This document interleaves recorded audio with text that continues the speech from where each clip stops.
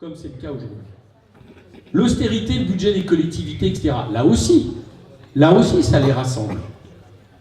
Là aussi, Fillon, médaille d'or. 100 milliards d'économies. Et puis, comme il faut dire des économies, 500 000 fonctionnaires supprimés. Monsieur Macron, c'est 60 milliards d'économies, supplémentaires à celles que nous connaissons aujourd'hui. Hein. Et puis, c'est 125 000 fonctionnaires en moins. Alors vous me direz, tiens, c'est plutôt mieux que Fillon. Mais sauf que lui, quand même, il ajoute des petits trucs. Il explique que, par exemple, dorénavant, les fonctionnaires, leur salaire sera régionalisé. C'est les régions qui décideront du salaire des fonctionnaires.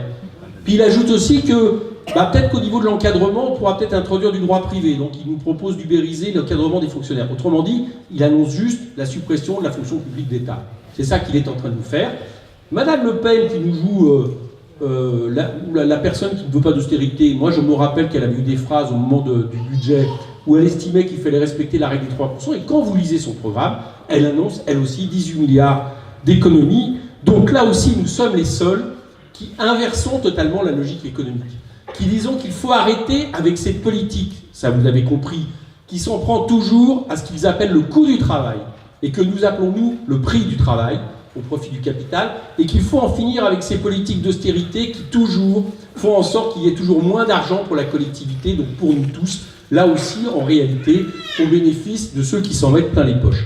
Donc notre politique, c'est 100 milliards d'euros d'investissement, pour l'urgence sociale, logement, EHPAD, crèche, handicap, pour la transition énergétique, j'en parlerai tout à l'heure, et pour des équipements de services publics. C'est 173 milliards de dépenses publiques supplémentaires.